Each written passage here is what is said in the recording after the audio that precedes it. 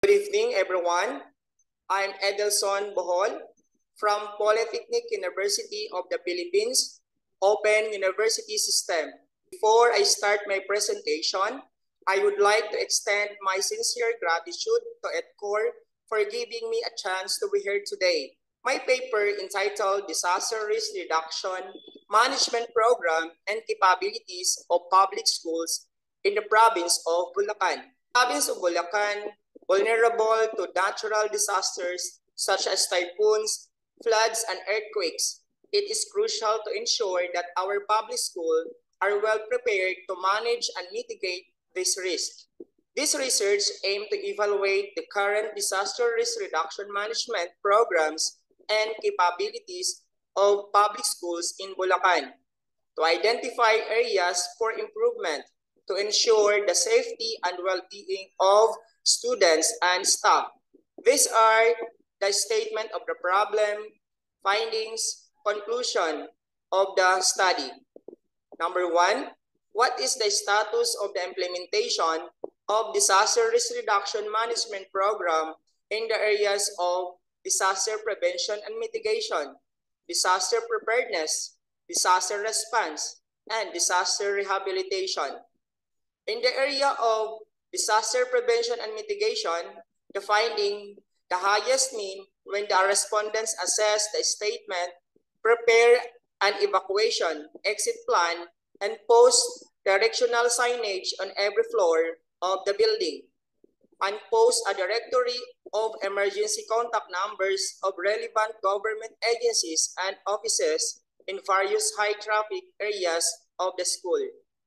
While the statement, repair minor classrooms damages such as broken windows, doors, blackboards, roofs, and other furnitures got the lowest mean. In the area of disaster preparedness, the highest mean when the respondents were assessed the statement, set up the school DRRM team.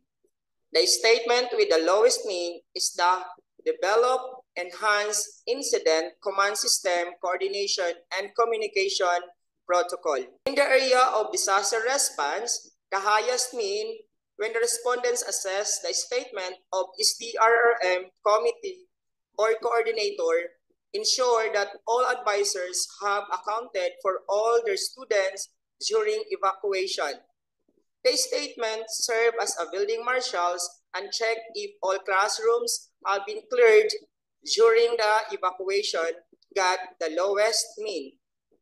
In the area of disaster rehabilitation, the highest mean when the respondents assess the statement if the administrator provide training programs for teachers, learners, and the community are in place to promote safety, security, and protection. The statement provides assistance to affected learners by identifying and mobilizing funding programs got the lowest mean. And the conclusion for this statement of the problem, the respondents' assessment of the implementation of the disaster risk reduction management program in the areas of disaster prevention and mitigation and disaster rehabilitation have verbal interpretation of well implemented, and the respondents' assessment in the implementation of disaster risk reduction management program in the areas of disaster preparedness and disaster response have a verbal interpretation of very well implemented. For the statement of the problem number 2, what is the school's level of capabilities in the implementation of the school disaster risk reduction and management in the areas of human resources, material facilities, knowledge, innovation, and education, policies, plans, and procedures, capacities, and mechanism. In the areas of human resources, the finding the highest mean when the respondents assess the statement, regular hazard specific drills with the participation of stakeholders. The statement with the lowest mean is the availability of psychological first aid, trained service provider, teachers, and other education personnel. In the area of material facilities, the highest mean when the respondents assess the statement, Early warning systems are in place for all major hazards with outreach to communities and identified storage areas for the safekeeping of vital school records, textbooks, teaching manuals, computers, and other school equipments.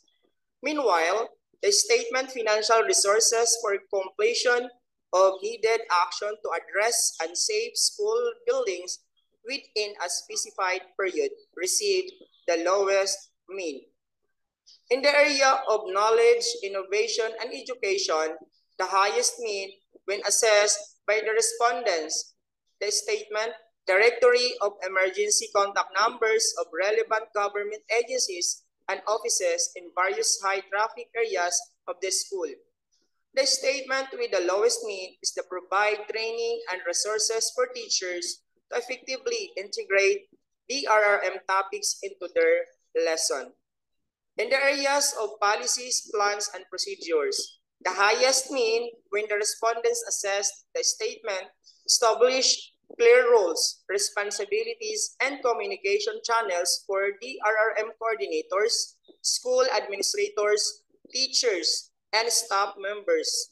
The statement developed a comprehensive DRRM plan that outlines strategies and actions to assess, mitigate, respond, and recover from various hazards and disasters got the lowest mean.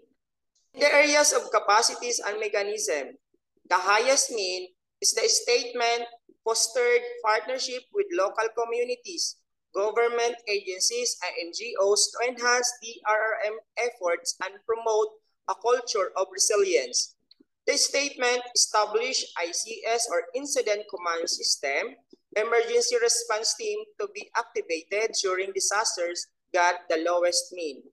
And the conclusion for this statement of the problem, the respondents' assessment of the school level of capabilities in implementing disaster risk reduction and management in the areas of human resources, material facilities, knowledge, innovation, and education, capacities, and mechanism are all rated as very capable. These are the following recommendations. Number 1, to ensure a safe learning environment, the school administrators may consider prioritizing the repair of minor classrooms damages, establishing a maintenance schedule, and allocating a budget for regular repairs. Furthermore, improving and refining the incident command system and communication protocols can be highly advantageous. Regular training sessions for staff and students, assigning building marshals, and conducting evacuation drills are also necessary to ensure effective emergency responses. Implementing clear guidelines for marshals and mobilizing funding programs to assist affected learners can make a significant difference.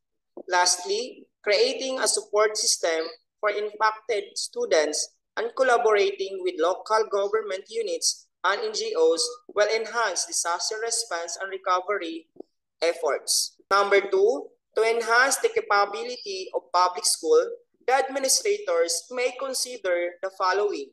First, provide psychological first aid training for teachers and education personnel to ensure they can support students during and after a disaster. Next, secure the allocate financial resources to address and complete the necessary action for repairing unsafe school buildings with a specified period. Additionally, offer specialized training and resources for teachers to effectively integrate disaster risk reduction and management topics into their lesson.